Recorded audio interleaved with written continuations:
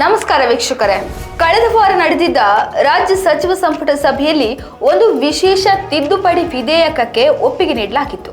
ಅದ್ಯಾವುದಪ್ಪ ಅಂದ್ರೆ ಕರ್ನಾಟಕ ರಾಜ್ಯ ಗ್ರಾಮೀಣಾಭಿವೃದ್ಧಿ ಮತ್ತು ಪಂಚಾಯತ್ ರಾಜ್ ವಿಶ್ವವಿದ್ಯಾನಿಲಯ ತಿದ್ದುಪಡಿ ವಿಧೇಯಕ 2024. ಈ ತಿದ್ದುಪಡಿ ವಿಧೇಯಕದ ಪ್ರಕಾರ ಇನ್ನು ಮುಂದೆ ಆ ವಿಶ್ವವಿದ್ಯಾನಿಲಯಕ್ಕೆ ರಾಜ್ಯಪಾಲರ ಬದಲು ಮುಖ್ಯಮಂತ್ರಿಯವರೇ ಕುಲಾಧಿಪತಿಯಾಗಿರುತ್ತಾರೆ. ಅಂದರೆ ರಾಜ್ಯಪಾಲರ ಆಡಳಿತವನ್ನ ಮೊಟಕುಗೊಳಿಸಿ ಮುಖ್ಯಮಂತ್ರಿಯವರೇ ಇನ್ನು ಮುಂದೆ ಆ ವಿಶ್ವವಿದ್ಯಾನಿಲಯದ ಸುಪ್ರೀಂ ಆಗಿರುತ್ತಾರೆ. ರಾಜ್ಯಪಾಲರು ಈ ಹಿಂದೆ ಮುಖ್ಯಮಂತ್ರಿಗಳ ವಿರುದ್ಧ ಮೂಡ ಹಗರಣದಲ್ಲಿ ಪ್ರಾಸಿಕ್ಯೂಷನ್ ತನಿಖೆಗೆ ಅನುಮತಿ ನೀಡಿದ್ದೇ ಇದಕ್ಕೆಲ್ಲ ಕಾರಣ ಎಂದು ರಾಜಕೀಯ ವಲಯದಲ್ಲಿ ಚರ್ಚೆಗಳಾಗ್ತಾ ಇದೆ. ಸದ್ಯಕ್ಕೆ ಆ ಒಂದು ವಿಶ್ವವಿದ್ಯಾನಿಲಯಕ್ಕೆ ಮಾತ್ರ ಇದು ಅನ್ವಯವಾಗ್ತದೆ. ಮುಂದೆ ರಾಜ್ಯದ ಎಲ್ಲಾ ವಿಶ್ವವಿದ್ಯಾನಿಲಯಗಳಲ್ಲೂ ರಾಜ್ಯಪಾಲರ ಅಧಿಕಾರವನ್ನ ಮೊಟಕುಗೊಳಿಸಿ ಮುಖ್ಯಮಂತ್ರಿಗಳೇ ಕುಲಾಧಿಪತಿಯಾಗುವ ಸಂದರ್ಭ ಬರಬಹುದು. ರಾಜಕೀಯ ಚರ್ಚೆಗಳನ್ನ ಬಿಟ್ಬಿಡೋಣ.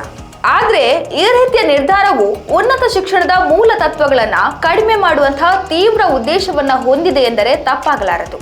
ಈ ನಿರ್ಧಾರದ ಪರಿಣಾಮಗಳನ್ನ ನಾಡಿನ ಶೈಕ್ಷಣಿಕ ಚಿಂತಕರು ಬಹಳ ಗಂಭೀರವಾಗಿ ಪರಿಗಣಿಸಬೇಕು. ಹಾಗಾದ್ರೆ ಈ ರೀತಿಯ ನಿರ್ಧಾರದಿಂದ ಆಗುವ ಪರಿಣಾಮಗಳೇನು? ವಿಶ್ವವಿದ್ಯಾನಿಲಯಗಳು ರಾಜಕೀಯ ಚಟುವಟಿಕೆಗಳ ಕೇಂದ್ರವಾಗಬಹುದು. ಅಂದ್ರೆ ವಿಶ್ವವಿದ್ಯಾನಿಲಯಗಳು ರಾಜಕೀಯ ರಹಿತ ಆಗಿರಬೇಕು ಎನ್ನುವ ಕಾರಣಕ್ಕಾಗಿಯೇ ರಾಜ್ಯಪಾಲರು ಅದರ ಕುಲಾಧಿಪತಿಗಳು ಎಂಬ ಕಾನೂನು ಜಾರಿಗೆ ಬಂದಿತ್ತು. ವಿಶ್ವವಿದ್ಯಾನಿಲಯಗಳು ಶೈಕ್ಷಣಿಕ ಮತ್ತು ಸಂಶೋಧನಾ ಕೇಂದ್ರಗಳಾಗಿ ಇರಬೇಕೇ ಹೊರತು ರಾಜಕೀಯ ಚಟುವಟಿಕೆಗಳ ಕೇಂದ್ರಗಳಾಗಬಾರದು. ಈ ನಿರ್ಧಾರದಿಂದ ರಾಜಕೀಯ ಪ್ರಚಾರ ಮತ್ತು ಪಕ್ಷಾಧಾರಿತ ಕಾರ್ಯಕ್ರಮಗಳಿಗೆ ಕೇಂದ್ರವಾಗುವ ಸಾಧ್ಯತೆ ಇದೆ. ಇನ್ನು ಶಾಸಕರು ವಿಶ್ವವಿದ್ಯಾನಿಲಯದ ದೈನಂದಿನ ಚಟುವಟಿಕೆಗಳಲ್ಲಿ ಹಸ್ತಕ್ಷೇಪ ಮಾಡಬಹುದು. ಸ್ಥಳೀಯ ಶಾಸಕರು ಮತ್ತು ಸ್ಥಳೀಯ ರಾಜಕೀಯ ನಾಯಕರು ವಿಶ್ವವಿದ್ಯಾನಿಲಯದ ಆಡಳಿತಾತ್ಮಕ ನಿರ್ಧಾರಗಳಿಗೆ ನಿರಂತರವಾಗಿ ಹಸ್ತಕ್ಷೇಪ ಮಾಡಬಹುದು. ಇದರಿಂದ ವಿಶ್ವವಿದ್ಯಾನಿಲಯಗಳ ಕಾರ್ಯಕ್ಷಮತೆಗೆ ಹಾನಿಯಾಗಬಹುದು. ಇನ್ನು ಭ್ರಷ್ಟಾಚಾರ ಕೂಡ ಹೆಚ್ಚಾಗಬಹುದು. ಕೆಲವು ವಿಶ್ವವಿದ್ಯಾನಿಲಯಗಳು ಈಗಾಗಲೇ ಭ್ರಷ್ಟಾಚಾರದ ಕೂಪಕ್ಕೆ ಒಳಗಾಗಿ ನಿತ್ಯ ಚಟುವಟಿಕೆಗಳಿಗೆ ಬಿಡಿಗಾಸು ಇಲ್ಲದೆ ಮುಚ್ಚುವ ಹಂತಕ್ಕೆ ತಲುಪಿದೆ. ಒಂದು ವೇಳೆ ರಾಜ್ಯ ಸರ್ಕಾರದ ಈ ನಿರ್ಧಾರ ಎಲ್ಲಾ ವಿಶ್ವವಿದ್ಯಾನಿಲಯಕ್ಕೆ ಅನ್ವಯವಾದರೆ ವಿಶ್ವವಿದ್ಯಾನಿಲಯಗಳಲ್ಲಿ ಭ್ರಷ್ಟಾಚಾರ ಇನ್ನಷ್ಟು ಹೆಚ್ಚಾಗಬಹುದು. ನೇಮಕಾತಿ, ಪ್ರವೇಶ ಪರೀಕ್ಷೆಗಳ ವಿಚಾರದಲ್ಲಿ ಅತಿ ಹೆಚ್ಚು ಭ್ರಷ್ಟಾಚಾರ ನಡೆಯಬಹುದು. ರಾಜಕೀಯ ಪಕ್ಷಗಳು ರೆಕಮೆಂಡ್ ಮಾಡಿದ ಅಭ್ಯರ್ಥಿಗಳನ್ನ ನೇಮಕಗೊಳಿಸಬೇಕಾದ ಪರಿಸ್ಥಿತಿ ಉದ್ಭವಿಸಬಹುದು. ಇದರಿಂದ ಅರ್ಹ ಅಭ್ಯರ್ಥಿಗಳು ಅವಕಾಶ ವಂಚಿತರಾಗಬಹುದು.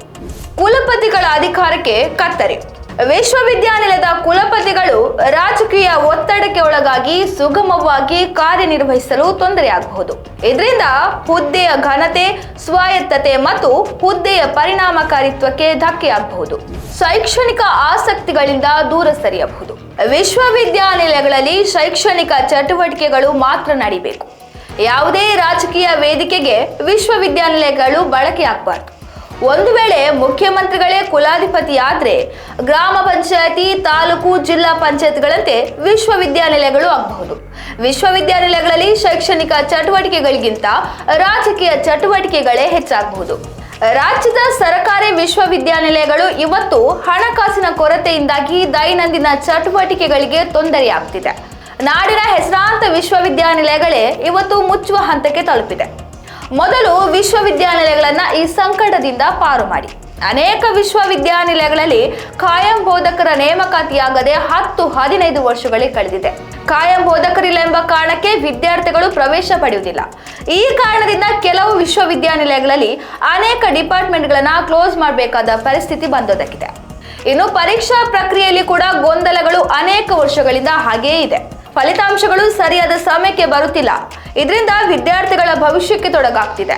ಇಷ್ಟೆಲ್ಲ ಗಂಭೀರ ಸಮಸ್ಯೆಗಳಿರುವ ಕಾಲದಲ್ಲಿ ಸರ್ಕಾರವು ರಾಜಕೀಯ ಕಾರಣಕ್ಕೆ ರಾಜ್ಯಪಾಲರ ಅಧಿಕಾರವನ್ನು ಮೊಟಕುಗೊಳಿಸಿ ಶೈಕ್ಷಣಿಕ ಚಟುವಟಿಕೆಗಳ ಕೇಂದ್ರವನ್ನು ರಾಜಕೀಯ ಚಟುವಟಿಕೆಗಳ ಕೇಂದ್ರವಾಗಿಸುವತ್ತ ಹೊರಟಿರುವುದು ಸರಿಯಾದ ನಿರ್ಧಾರವಲ್ಲ.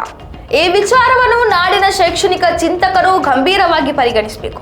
ವಿರೋಧ ಪಕ್ಷಗಳು ರಾಜಕೀಯ ಕಾರಣಕ್ಕೆ ವಿರೋಧ ಮಾಡುವ ಬದಲು ಶೈಕ್ಷಣಿಕ ವಿಚಾರದಲ್ಲಿ ಆಗುವ ಸಮಸ್ಯೆಗಳ ಬಗ್ಗೆ ಅಧಿವೇಶನದಲ್ಲಿ ಬೆಳಕು ಚೆಲ್ಲಬೇಕು.